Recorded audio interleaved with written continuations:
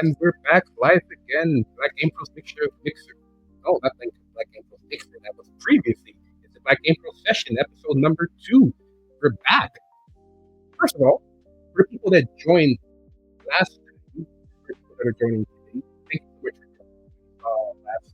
Last episode with Theo, we had people from the States, we had people from Nigeria, we had people from France, we had people from Brazil. It was great to see kind of a global audience coming together and celebrating this new thing that we're trying to build here with the Black People Sessions.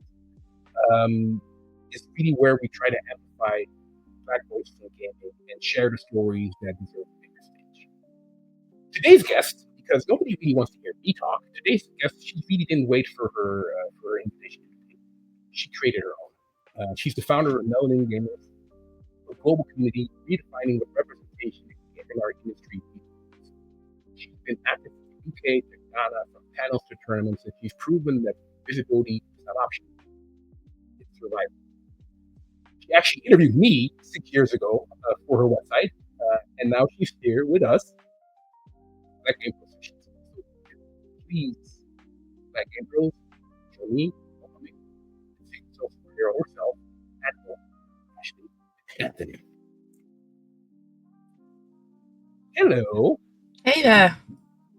Thank you so much. You're here. Thank you. We're here. Thank you for having me here. Of course. Well, thank you for being here. I appreciate it.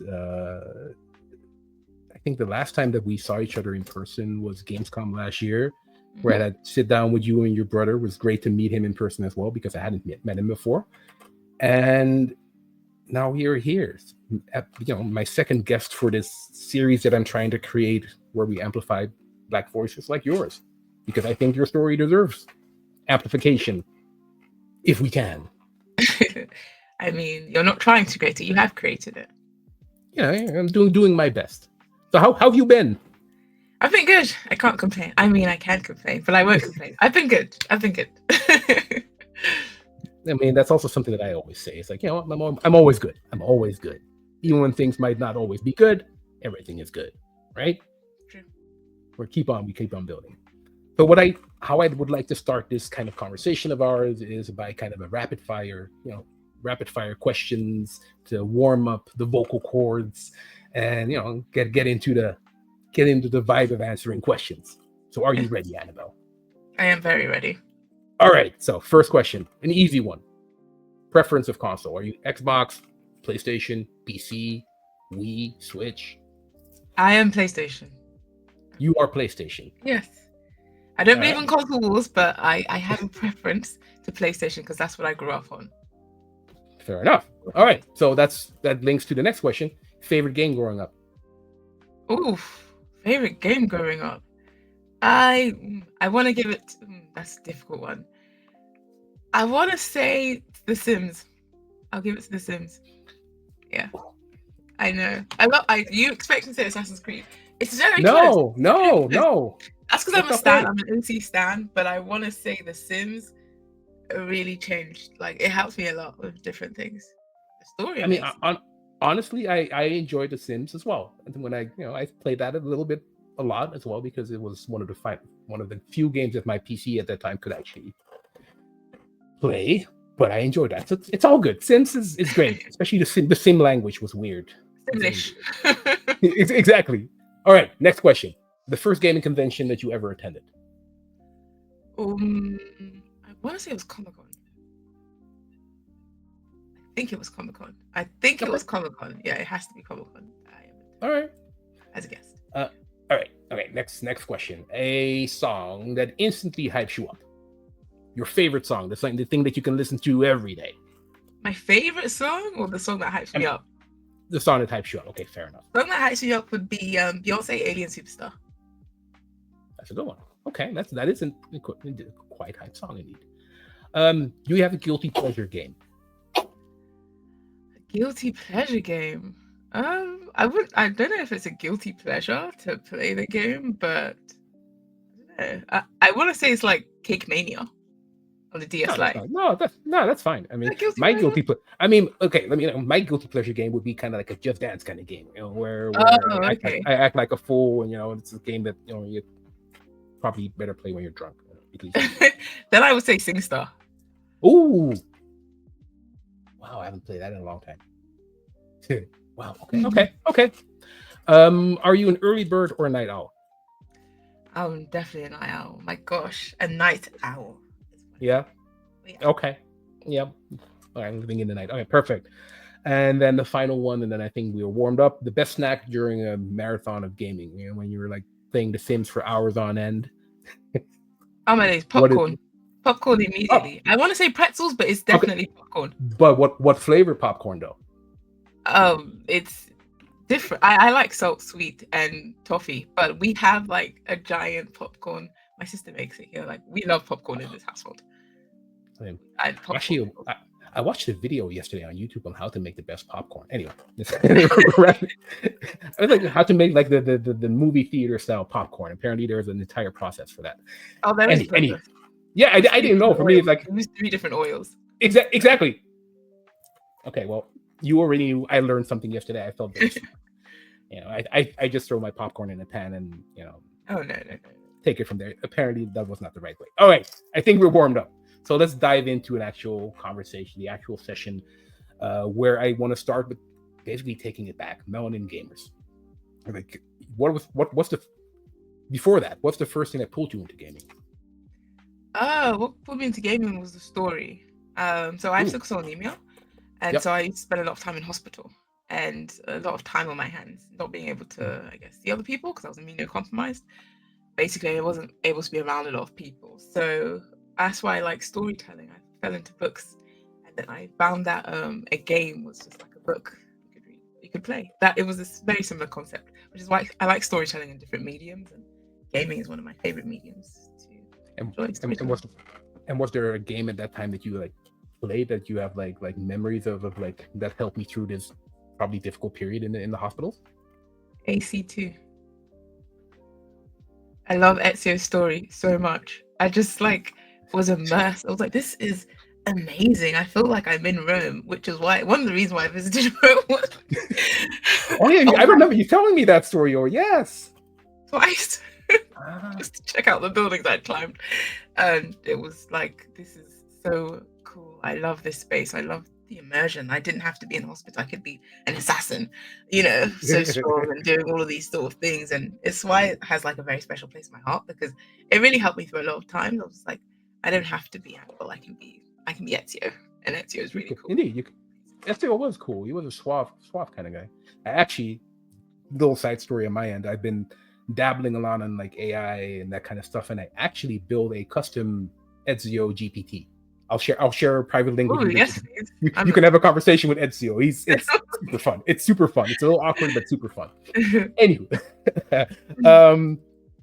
from gaming to representation, when did you first realize that the representation in gaming isn't where it should be? I mean, Ezio, it's not a white guy, Italian guy.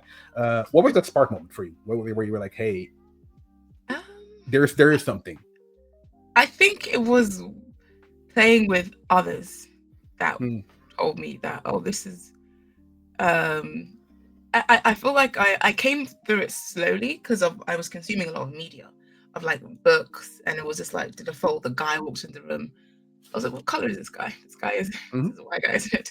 Because then I would see the black guy walks into the room. I was like, oh, okay. So the first guy was why? And then it was like, oh, whenever we were mentioned, there was a reason that a black person or a woman was there, and it was just like, and they weren't always there. I was just like, oh, is this a thing? I was just like, this is a thing where we're not really given a time of day, and I didn't like that because I was like, I loved this thing so much, and I was just like, it would also be nice to see myself represented. Not that I couldn't empathize with all the characters, but I was just like, no one. I was like, this is weird. And it's because I was reading so much, I was playing so many games, I was watching loads of movies, that I could see that it was lacking on all points. And I was like, this is not good. Something needs to be done. So then you decided to build something by yourself. I mean, or was that kind of like the aha moment where you were like, huh, there's something missing, and since it's not happening, I'll build it myself? Or was it something that else? came to me slowly. I wasn't immediately like, let me do it myself. Like I was just like, I don't know. I was like, is this a me thing, or is it like a? So I have a lot of friends who are gamers, and so they were all complaining, oh, there's not enough of this. I was like, oh, okay, so it's a worldwide phenomenon, and I think so I was thinking we should do something about this. We're always like just talking because we like come together at like each other's houses and game. Oh, why don't they have representation? And then everyone goes home and we don't. I was like, we're always talking, having the same conversations over and over again. We're obviously annoyed about it. But it wasn't like something happened to my brother. Like he was trying to reach Grandmaster in Overwatch, and he Alan, this brother is Alan. I have another brother, Adam, and a sister, Alex. So Alan was trying to reach Grandmaster. You know how difficult that is. It's like creme de la creme Overwatch. He was close and he had a team with him. And the team were being racist. His own team, not the enemy team. Really? Team. And I was like, but that's your team. And I felt two ways about it because I'm like, he really wants Grandmaster, but this team is bad. So my sister, she came in overheard and she was like, what is this? What's happening? And then she told our parents, and then they banned him off the game because, of course, why would they want their child to be playing a game that hits? And my brother was like to me, who wins if I stop playing? And those were like, that was like, oh, because it's like he's being punished. And Adam, our youngest brother, when he started getting bullied in school, and he didn't say anything because he saw what happened to Alan. Like there was something wrong with him. That's why he deserves to get bullied. And I was like, oh no, absolutely not. Wow. You cannot think that way. But of course, that makes sense because what happens in games? Mute your mic, do this, do that. It's you who have to change, and then the bully gets away with doing whatever they want. And I was like, this can't go on. We have to do something about this. It's not possible that this is just accepted as gamers. So Agreed. So and that was the moment that Melanin Gamers was born, or did that was the moment when I was like, I'm going to do something, but I was just like, what should I do? Yeah. So how did you get to from? Because I know a lot of people that ideas are plentiful, but then turning these ideas into actionable things, that's a different thing. So how did you get from that moment of like, I need to do something to actually making it happen? I guess it was getting more people to realize this and putting on events. So I started small because obviously I knew a lot of gamers already because mostly my friends, and then I was just like, you guys come to this event, let's just talk about what's happening in the gaming industry and let's play some games together. So I started putting on like smaller like local events at my like community hall and stuff like that. And I was just like, I need to be speaking to more people about this. So I should do like a talk about what's happening, so like to raise awareness kind of thing. And I guess raising awareness was something that I'd done before because I have sickle cell. I speak on I talk about how much raising awareness is important. And so I was just like, well, to solve a problem, you have to talk about it first. Talking about a problem, letting other people know there is a problem, and then we can find a solution. So I started like that the smaller events, and I was like, we should go to like where loads of gamers gather, like EGX, like that. And so I applied. I was like, I want to do a talk at EGX, and so I applied for a talk at EGX to talk about this thing, and let me get other people. So sorry to interrupt you because you're like yada yada and over some important things. Like, okay, so you applied for a talk. How did you went to the website? You saw like, okay, we're looking for speakers. Yeah. So I put into Google, I think, gaming conventions. Because I was like, I have to talk about where loads of gamers gather. So gaming conventions, I need to do a talk. EGX popped up. And I was like, oh, I know EGX. I know they do a lot of really good talks there and stuff like that. And so I put together a talk, what I wanted to say, how I wanted to say, all of that sort of stuff. Then I applied on the website, and they were just like, "Yes, we would love for you to come to do this talk." And then I reached out to other people I knew who were in the industry. LinkedIn is your best friend in that regard. Amen.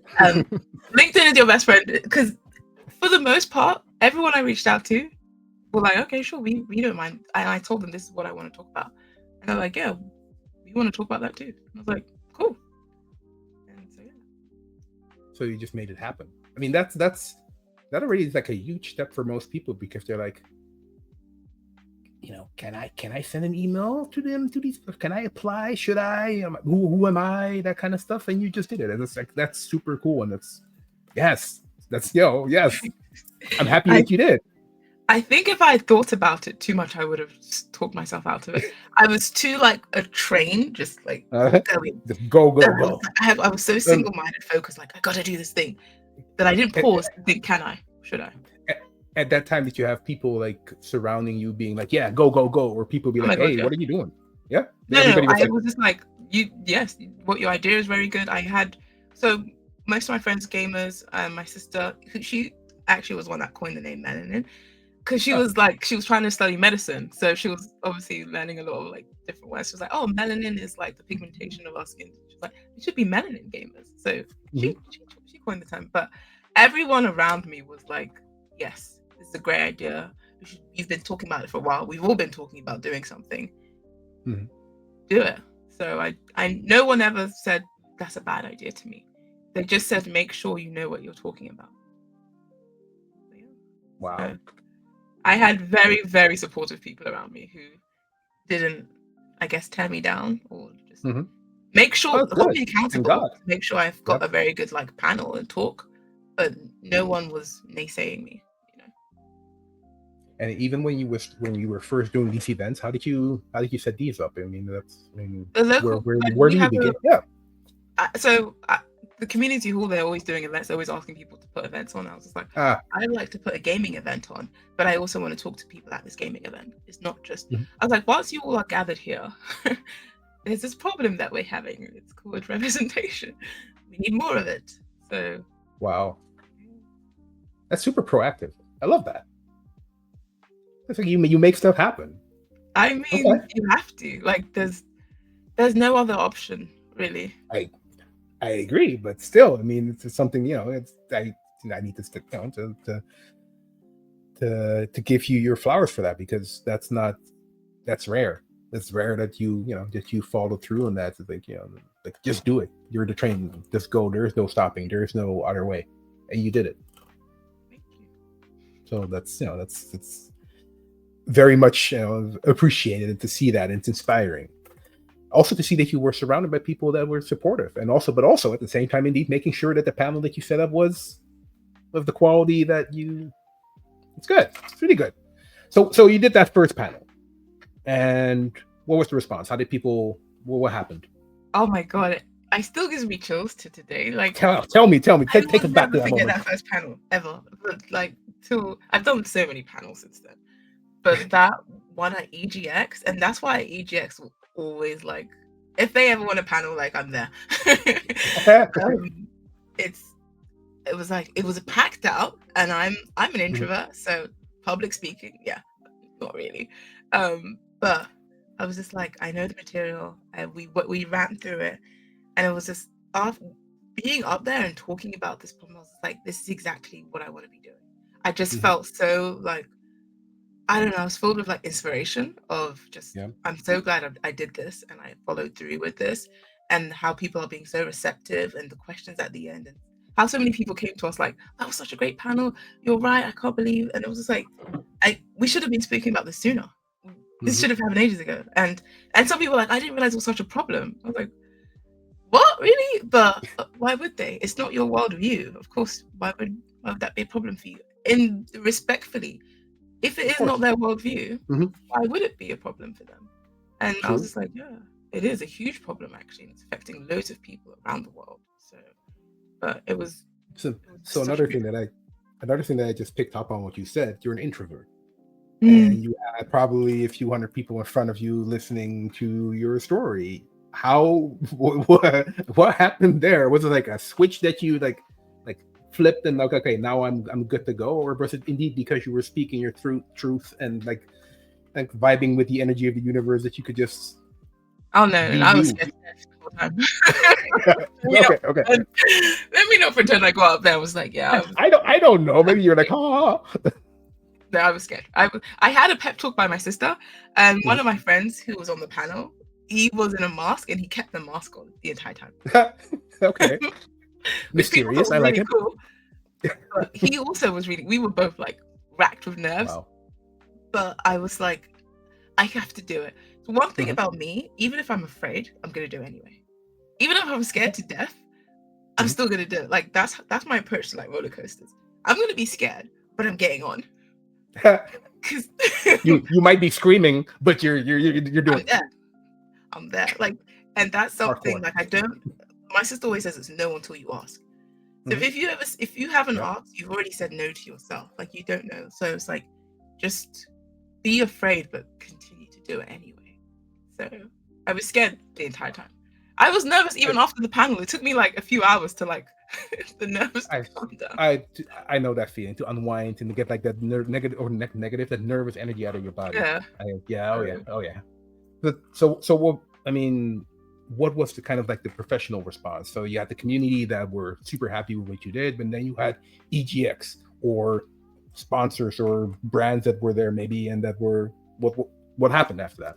Oh, so we had a few developers that were there at the panel, which was why I wanted it at somewhere like EGX, where I knew smart developers would frequent. You know, they watch panels like that. So I was just like, okay. And so a lot of emails were exchanged, LinkedIn, and there was follow up to give, I guess, panels at their studios to work with them in different ways and that kind of thing. So the community response was really great, and they were just like, oh, how do we join this? So by that time, we'd set up a Discord because, of course, doing these events, we were growing in numbers. People were like, oh, let's game together. Let's do this together. So it also kind of became a safe space where everyone here, are not problematic. You can game with them. They're not going to cuss you out. And then there was the brands and that sort of thing after our panel went really well, who were there, who were like, oh, we would like to work with you guys on different things. And, and I was just like, it was very proactive of them to also want to be changing. And I was like, I want to be working with people who also realize that there's a problem and how do we find a solution? Because let's talk about the problem, but what's the solution as well? Let's like put our heads together, and because that's the next stage. Problem, yes. Solution, what is it?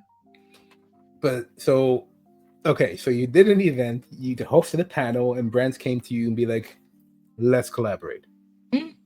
Wow. That's powerful. It was. So how did you take it from there? I mean, how did you turn that into a business model, or like? It got turned into. I assume money got involved at a certain point in time. I guess. It was learning, how do I do this? So I applied for like an accelerator, because I was like, I want to also know what I'm talking about. Like I can write, like my degree is in English. I can do a good email. I can write up really great stuff. But like, how do I businessify this idea, and how do we actually get tangible change? Because we're going to be talking about it, but like the next stage is just like fixing it, and how do we do that? And how do I make MG like into something that is actually a well-oiled machine? And for that, I need to learn how to do it. So I was like, let me apply for this accelerator to like learn how to put a business together. So that's what I did. And how did that work? So you I was you went online and just Google. That's absolutely okay. You can just learn it. Like someone else has the answer. I didn't like before. Obviously, the accelerator, but I was also talking to other people. So there was Rose who works at Microsoft, and she really helped. So I was just like, how do I do these things? What do I do? And she's just like, you do this, this, and that. And that's what I'm saying. Like a lot of people were just willing to give advice and support, and that was really amazing to see. And that's why I'm in this position. Like I want to help other people, but they were just very free with the advice that they were giving and understanding. And that's also one of the reasons why I want to do interviews with people like you, because I was like, I also want to hear your story and understand how you came in and your expertise. And I was like, I also want to absorb, like how are you in the space that you're in, and like how are you navigating this space, and how should I navigate this space as well? So it's also was learning from other people. So I definitely, so, and around that time, I don't know if you know Pock and Play, they're UK based. Yep. Yeah. They were doing a lot of networking every month. They were doing like a networking event, and so I was like, I should go to where like-minded people are congregating, and let's all congregate together and learn from each other. So yeah, I mean, it all sounds so logical, but I think that for a lot of people, that's like, oh yeah. I mean, because I remember when you reached out to me, and I had to get our PR guys involved because it was an interview, and I wasn't really doing interviews at that time. But it was you were super well prepared. You had really good questions, and it was indeed, you were kind of like distilling information from me while giving me a platform to speak about my own story, and it was super smart how you did that. So well done. You have knowledge. Like, people don't realize just how much you know, Leon. Like, you know a lot, and I'm just like, how do I get that knowledge to other people in a platform where they can also consume it? And it's to have access to you, because you're at high level. How do people on the grassroots have access to that high level, and what's the bridge of that? And I think that was also important for me. Like, there's a lot of things I didn't know. Like, I'm into gaming. I'm a writer. A games writer should have been a natural job for me, but I didn't know that career existed until I started Melanin Gamers. So I was like, loads of people don't know this stuff. So how do we get that information as well? How does that information filter down? And how do I also learn from that? So it was just like, how do I spread the knowledge? And how do I also learn? That was one of the ways I thought would be a great way. Yeah. No, I agree. I mean, that's also one of the things that I'm trying to do with this platform. Again, it's like, share stories that hopefully inspire. I mean, like I said before, during our pre-chat, it's like, even if I do 2 of these sessions per month in a year, that is 24 hours of hopefully inspiring conversations with people that hopefully folks can recognize themselves in and be inspired by. Like, oh, if she can do it, or if he can do it, so can I. That's true. Yeah. So at what point? I mean, I think it probably took a little bit after your first panel. At what point did you realize that it wasn't just a small group anymore? It's like it's a business, a global movement, almost. Well, what changed in your approach, and how did your approach change, or did you just kept on growing organically? I think our approach became a little business minded after speaking to other people, and how like, this is a professional relationships and stuff like that. Because I was like, because again, introvert, I still, it was very difficult to talk to people, and I was just like, what I can do is, let me draft up questions to ask people when I approach them, and I will approach 5 people, then I can leave. I was like, if I talk to 5 people, and if I say a script, and if I learn the script, how do I communicate with people? Because I'm the standing in a corner kind of person when I go to it. Oh yeah, I'm same here. But I can't do that. I'm here to network. So it's just like, okay, I had a script, because that was how I started. Oh hey, that's on my phone. I don't knock a script. So what? Not the best, because I was just like, oh, hello, my name is Annabel, and I didn't even. It's nothing. Do you still remember your script? I mean, I don't know. Probably on my old phone, Okay.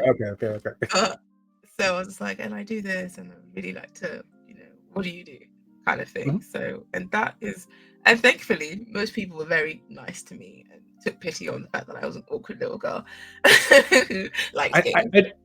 Honestly, I don't think it's pity. It's you show interest. It's that. It starts with that. It's like, you, even though you're on your phone reading your script, it doesn't matter. It's like, you have, it's, people like talking about what their passion is, and if you work in the industry or work in, attached to the industry, you like talking about it with people that are interested in your story. So yeah, it's good that you did that. Yeah, and I just, thankfully, everyone was very for the most part, I want to say 99% were very good. And sometimes I'd bring Alan along with me as a buffer, because he's an extrovert, and you've met Alan. He can talk for days. Oh, yeah. It's so cool. to witness. Like, Yes, yes. I love these kind of people that are like the social butterflies that can just bounce from one conversation to the next. I'm just like, how do you do it? It's a skill. Oh yeah, it is. I always like it's good also to get yourself hyped up to be surrounded by these kind of people that are they just go. Love that. It's true. And so I was just like, okay, with Alan there, it was also much easier as well.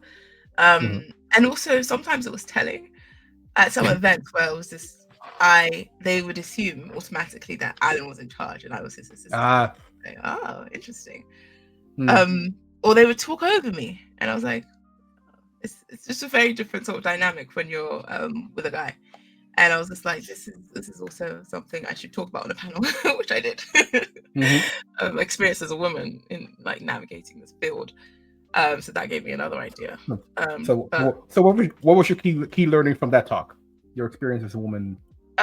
Just how sometimes women are just spoken over. So a lot of the time when I'd go with Alan, he started to notice this. He was just like, why are they doing it? I was like, it's because I'm a woman. Like, he didn't realize. Obviously, being a man, why would he? He doesn't get spoken over. I mean, no, they always speak. Just to look in Alan's eye will tell you not to speak over him. But I am easily to speak over, and I was just like, he would be like, I think my sister was saying something, and then the conversation would come back to me, or I really like this idea. He was like, actually, it was my sister. Like, and then he was realizing he was doing this a lot in different spaces, and he was just like, oh, this is the thing. I was like, it's a huge thing, by the way. A lot of women do this. Where it's like, if I have to raise my voice or speak a little bit, maybe put some bass in my voice, so that I'm heard. And I get spoken over so much, and it's very interesting. I was just like, this should be something that we talk about as women who are in the industry and how they navigate it. So that was when I did the Microsoft International Women's event. I invite different women in the industry, like Shay Thompson and Nissa, Rose as well, and Seema, to all talk about their experiences as women in the industry and how sometimes it's not easy to navigate it, especially as women of color. And so that talk went really well too. So. I love that you're doing these kind of things. That's great. It's good because these topics, I mean, they are underrepresented as a whole, but they're so important to talk about because it's what people have to, the people are dealing with from the day-to-day basis. It's great. Thank you for doing that. No, of course. I was very grateful to also give them a platform to talk about what they do as well. And what they're doing is amazing. And I'm just like, I like what you're doing. It's important to show that these people exist and they're inspirational. And agreed. Nice. I mean, I follow Rose as well, and I see all the great things that she's doing, and it's inspiring to see that. It's great. It's more. We need more of that. More of that. One of the reasons why we're building these platforms so that we can get more of the wonderful viewers in to hopefully join our industry or use the network or whatever. Join us. We are Borg. Anyway. So, like I already said, but last time that we saw each other face to face was at Gamescom last year, where I bounced into you and your brother Alan, and we had a conversation. And cool conversation. It was super chill. I remember. I felt very. It was nice. It was nice seeing you guys there. But how did you? What was the process of getting there? What was from a business perspective? Because you were speaking at DEF CON, I think, and then stayed for Gamescom. Yeah. For those who don't know, Gamescom, big event in Germany, preceded by a few days of developer talks, DEF CON, and then it leads into the biggest gaming event in the world, if I'm not mistaken. Yeah. So how did you get there? That was it was actually a games. This year was DEF CON talk. Last year. Oh, okay. Sorry. My bad. You talk. You speak at so many events, Annabelle. First of all, I found out through, I guess, it being in the industry, this event called Gamescom, and they're like, it's huge. It's like, And I was just like, oh, well, then I need to be there if it's huge. And lots of people in the gaming industry are there, and nothing can prepare you for being at Gamescom there. Like, whatever you see, it's like a whole world. It's a mini world of its own. But I wanted to speak at Gamescom about because I was just like, again, the people who were going to be attending, I was like, I want to catch as many people developers, industry Mhm. people to continue talking about like diversity in gaming and how we can still be doing more, because we're not going to stop talking about it until the problem is solved, you know. And that's something that I kind of, because I was just like, I don't want to do a talk where it's just like about the Black experience anymore. I just because it was like getting exhausting. But and I pick and choose when I do this, but it's like, if the problem isn't solved, then why did we stop talking about it? Because then people think the problem is solved, and people generally did think the problem was solved. Because Alan used to work in the law industry before he came fully into gaming, and when around 2020, when like Black Lives Matter, everyone was talking about like how do we help out Black people. So we were doing a lot of talks then, and then it sort of pitted out, and I was like, I don't want to do any more talks about Black stuff, like anything. Like I was like, this is getting exhausting. Nothing's happening, and I feel like we're just being this performative activism, and so we stopped doing talks for a while about that. And one of my brother's colleagues at his law firm was like, "Oh, I see you guys don't do talks anything. Is the problem solved in the gaming industry? Is the problem of racism solved within the gaming industry?" And he was straight faced saying that, and I was like, he was like, yeah, because you don't do the talks anymore. And his other colleagues was like nodding, like, I was like, am I living in the what is? I just had no words. I had no words for that. I was like, this cannot be how what people think. That because we're not talking about it anymore, the problem is suddenly fixed. It's like, there's no way. And I was like, no. And I was the horrifying realization that loads of people were thinking this. I was like, okay, let's go and do a talk again. But let's do it in a way that it's not one preachy, because no one listens to you preaching at them, but two, like inclusive. And so I was just like, Gamescom is the biggest platform, one of the biggest, like it's GDC, Gamescom. Those are some of the biggest platforms for like conferences for gaming. We need to be talking. We need to be spreading the good word. So I was like, that's my next goal. That's where I'm going next to do a talk. So yeah. Wow. So you approach it the similar ways that you approach EGX. You just send a message. I drafted up because I was like, the caliber of talks is like, I saw what talks they did last year. I was like, you guys do like, these are very well thought out, in-depth, data-driven talks. You can't just be telling a story. Stories are good, but you've got to back up the data. So I was like, so the team, we went through the talk a few times. I was like, we had like 3 different pitches that we did. I was like, yeah, I think we're settled on this one. So we wrote to them, and they were like, oh yeah, wow. And apparently it went so well that you were invited back.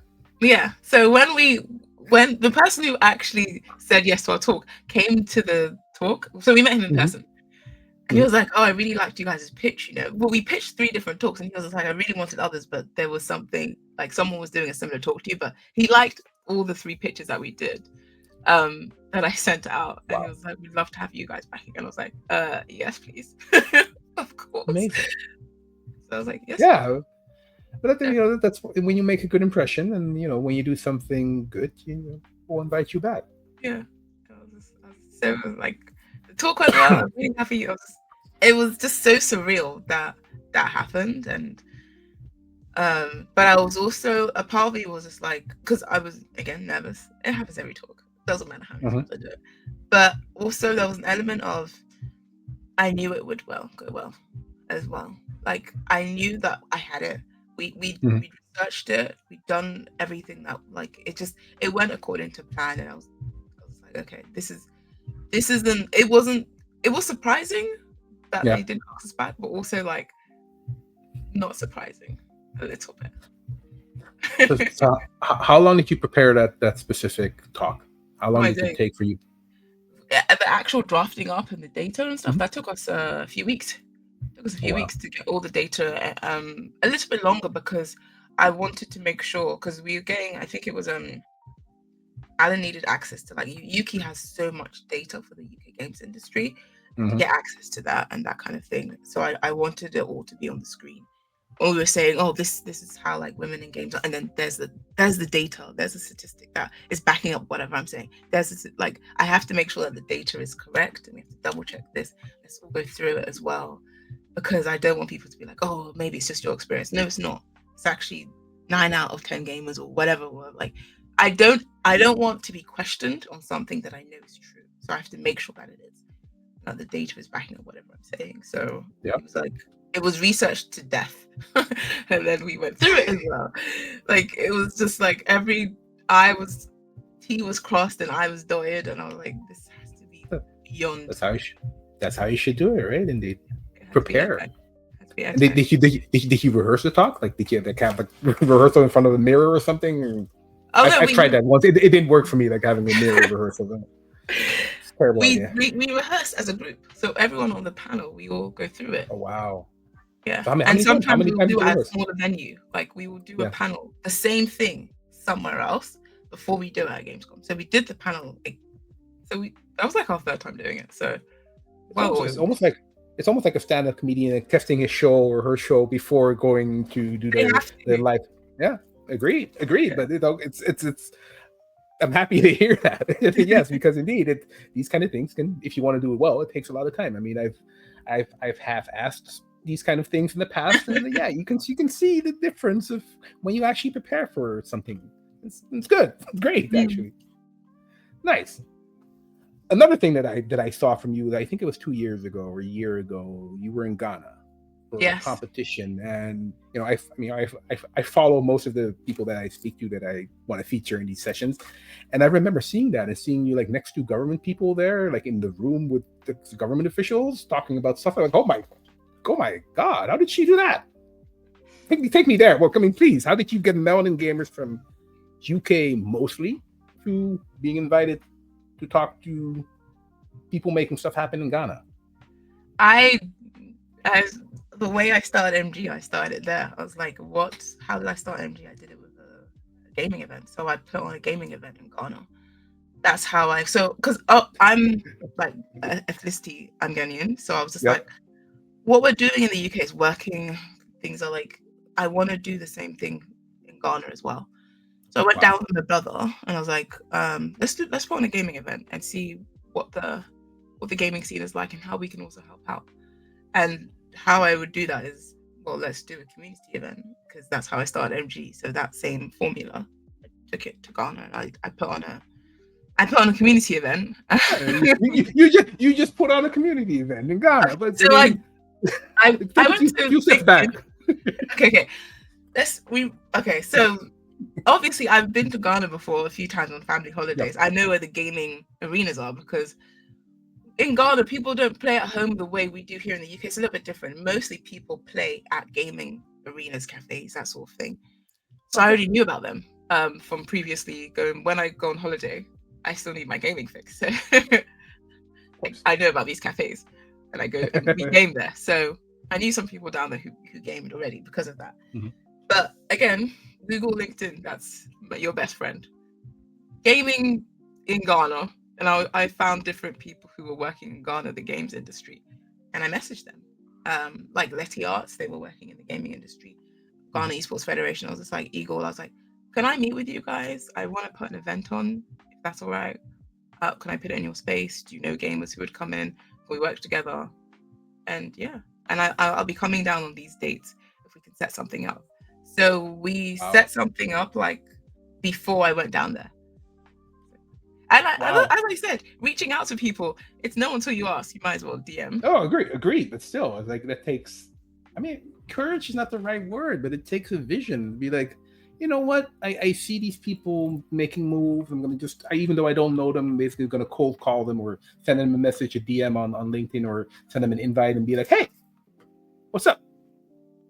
Literally, I mean, from someone's profile, you don't know people, but you can get a vibe as to this person is actually trying to help. And if they want to work, like, it's two heads are better than one. I love collaborating. I think I've done so many collaborations. Like, it's always better to work with other people who are doing. Like, why do it by yourself? Like, you want to go fast, you go by yourself. You go far, you go with others. I want to go far. So. Amen to that. So from an operational perspective, so you send that message, they were okay, and then you set up the meeting before you went to Ghana. Yeah. So you paid for that yourself, I guess. Is that your own money? Was it company money? It was my money. I was still working part-time. I had to go part-time. Well, I can't work more than part-time for different things. But I was working part-time so I could have half of my focus on. I feel like MG is a full-time job. I say part time, just a full time job. So yeah, we had a few meetings like, oh, how should and they were like, they don't do it like through Instagram. They do WhatsApps. They create WhatsApp groups for like when they have events. I was like, oh, okay, learn something new. I was like, that's a bit. Let me not bring my Western ideas to. Is this how you guys do it? Yeah, exactly. If it works, wow, I didn't know that. A WhatsApp group. And they were like, yeah, we take pictures of everyone and then we match it to their name. I was like, okay, that's how you guys do things. I'm here to learn. Yeah. So yeah, I paid for like the space and we were working together, and when we went down there, put on the event, and it was amazing. And so that was the first. So that's when I got to know a lot of the gamers in the scene, some pros and some people who play casually, that kind of thing. And obviously, I kept I was like, oh, can I have you guys' email, or is WhatsApp easier? They're like, oh, email, WhatsApp. I was like, okay, let me create Melanin Gamers WhatsApp Ghana group, so that when I come down, you can send a message. Yeah, you guys, okay, we're doing events, and then let me work with other people who are here. How can I help you guys? How can I? Well, we want to do this. I was just like, well, these are some of the contacts I've made. Wow. So yeah, it's so impressive. I love that. It's like so super proactive. You're a professional networker. I like that. I think networking is how I've been able to do a lot of the stuff. Yeah, it seems like it. You know, you're good at it, especially for an introvert. You're have the script ready. Remember? Oh yeah, indeed. You still pick up your phone every now and then and be like. I mean, now I don't have to know what to say, but I still have to leave with 5 LinkedIns, and you can go.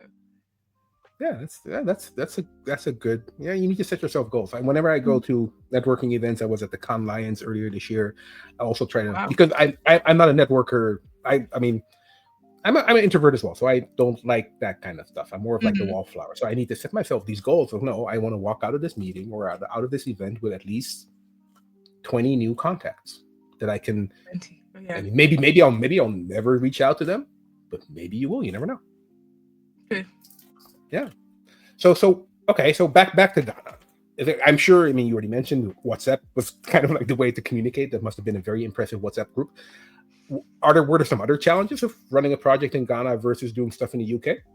Oh my God, yes. What? Are you kidding? It's kind of like I realized I had privilege. I was like, oh, I'm a privileged person. Oh my God, there were so many challenges. First of all, electricity. It's not like I already know this because of but like they can just turn okay. So there's something called light off in Ghana where you've paid your electric bill, but they will just turn the electricity off anyway at any time they want. And I'm like, what? This is anyway. So we had to there was issues with we had to get a generator, stuff like that, like costly things. And then timekeeping, not the best. Some stereotypes are true. It's not good. I won't say that for Eagle. Eagle is like, if you're late, if you're there, it's 5 and it's 10 seconds in. He is so good. He was one of the people organizers. Yeah, he has an arena in Ghana, and he was brilliant with time. But everybody else just strolled in whenever they wanted to, and that happens in the UK, but not on the level it happened in Ghana. And also they didn't want to take orders from me. They were like, they said it plain because we don't take orders from women.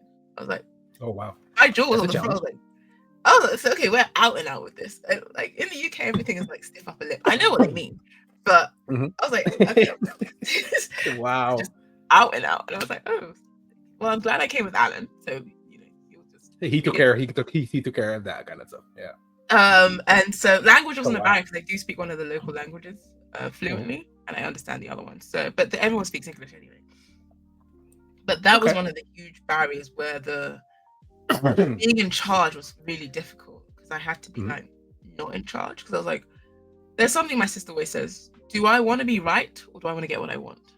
Sometimes, if I want to get what I want, I want this to go well.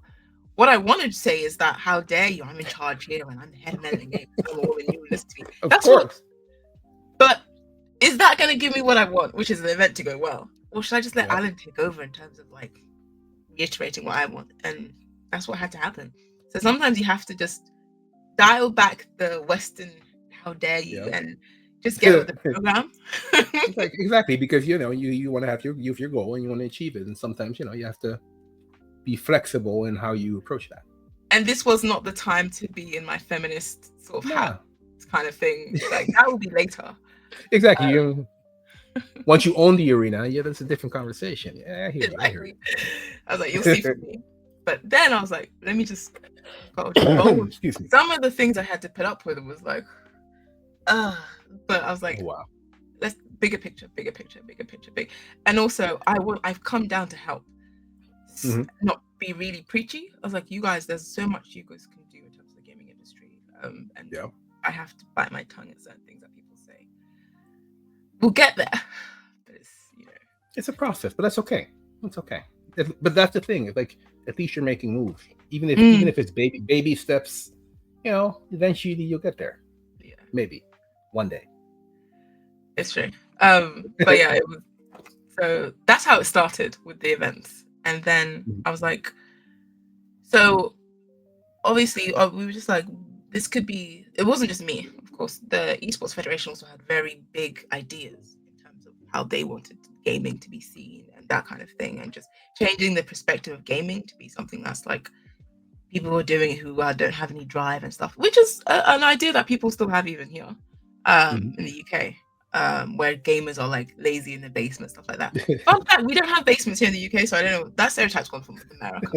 Yeah, exactly. I mean, same here. I mean, in Europe, we don't really do. I mean, we don't really do basements. Like that's not things. Not really. I don't think so. I don't know anybody with basements, but no, very few people have basements. I don't know how many people have basements, but anyway. I know some people living in basements, but that's a different thing. That stereotype is true in Ghana, where it's just like, oh, you're just wasting your time being a gamer. So that also, but Federation were just like there. They want gaming to be something that people can like work in and aspire to, and like how can we all let's set this up. And with Ghana, you have to get government approval stuff. You see how I was able to just kind of set up Melanin Gamers and here in the UK? That's not. You have to kind of get government approval for stuff like that in Ghana. Wow. So that's also another thing I learned. I was like, and how did you do that? I mean, how did you get that? That seems well, that was working with the Federation. They were just like, let's write again, writing of letters and things like that. I was like, yeah, I can help with that. I'm very good at exactly. I can do that.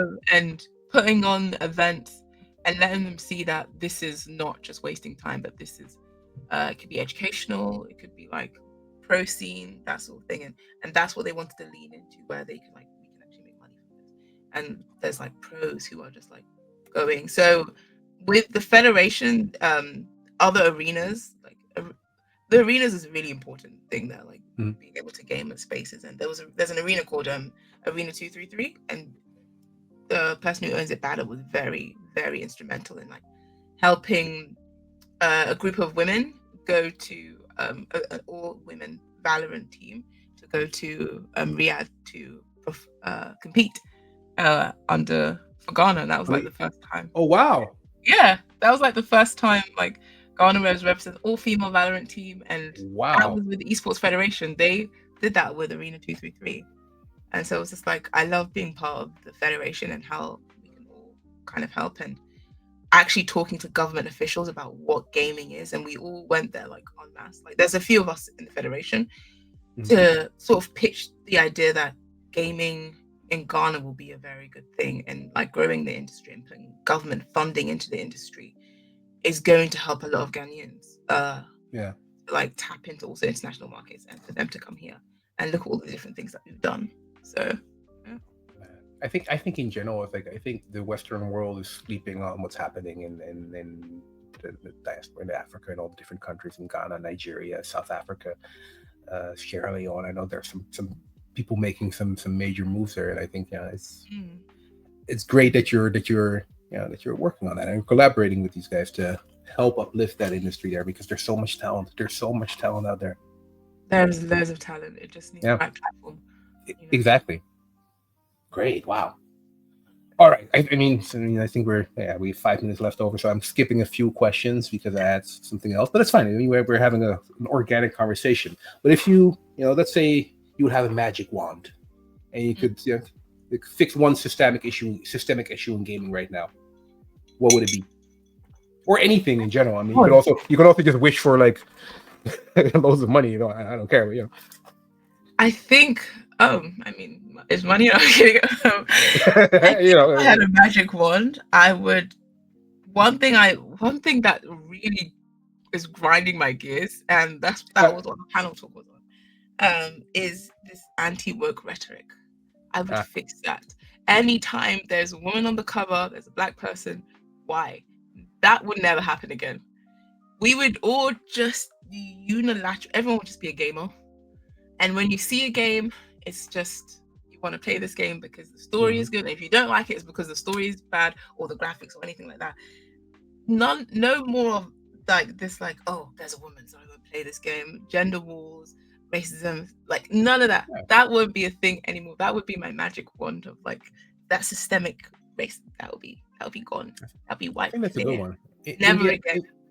But you're right. I mean, story should be leading. If it's a good story, if it's a good product, if it's a good experience, who cares who's in it? Who cares? I mean, sure. That shouldn't be the focus. It should be, is it a great product? Is it a great story? Is it a great experience? If not, okay, that's a different conversation. Yeah, agreed. That's fine, but don't not play a game because you don't want to play as a woman or you don't want to play as a black person. That's outrageous to me. It's actually outrageous. Like, what? And I just, for me, I can't understand it because racism as a concept is illogical. At its core, it's an illogical concept. So it's just like, it makes no sense to me at all. And it shouldn't make sense to anybody who is intelligent. I think that's an entire conversation to be had. I would love to go into that right now, but that's 2 minutes left. I'm not sure. All right, let's two questions for you. 2 final questions. Was there ever a moment that you almost gave up, and what kept you going? Moments, plural. What? I so many. Which to pick one? I think getting trolled. MG did in collaboration with Leo Burnett the toxicity rating. Oh my god, the backlash that came from that, mostly from Twitter, which is not a real place. I don't recommend it.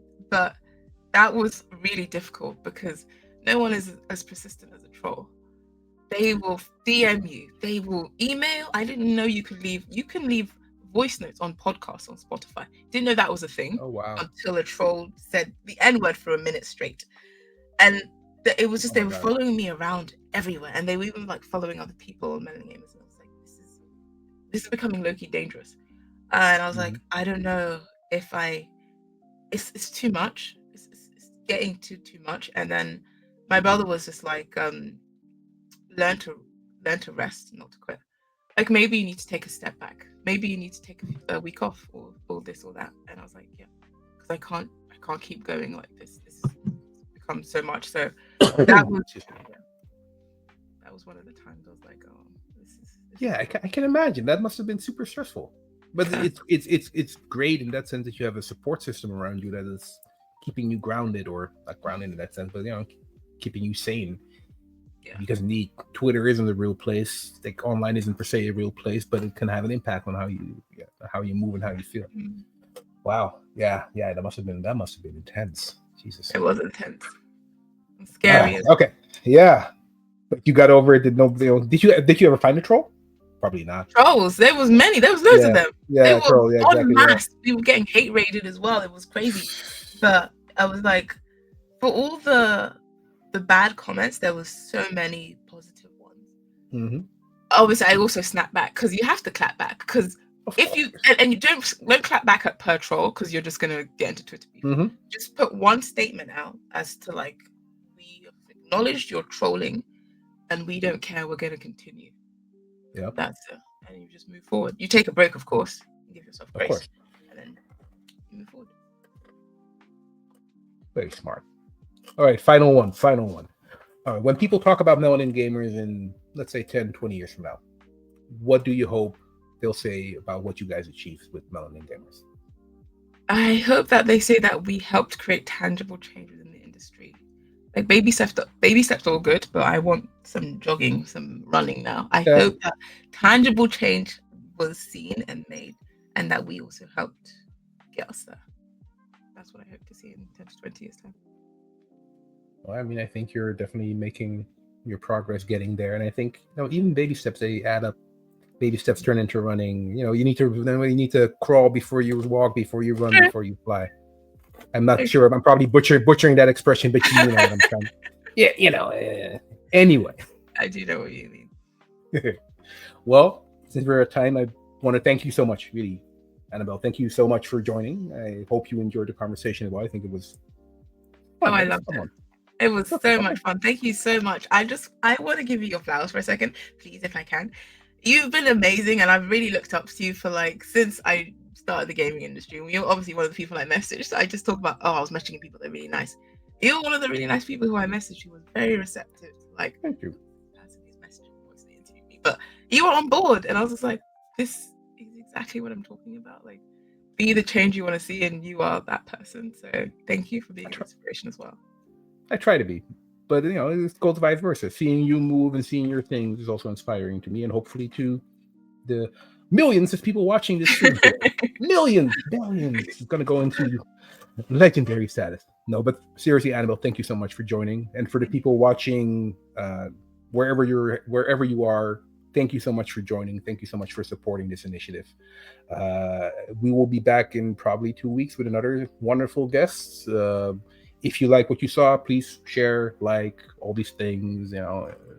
I don't really do promotions for this. If you like it, share. If you don't want to watch it, it's fine. It's all good. I'm just doing it because I want to do it. Alrighty, Annabelle, once again, thank you. And we'll talk soon. Yes, thank you. All right. Bye-bye.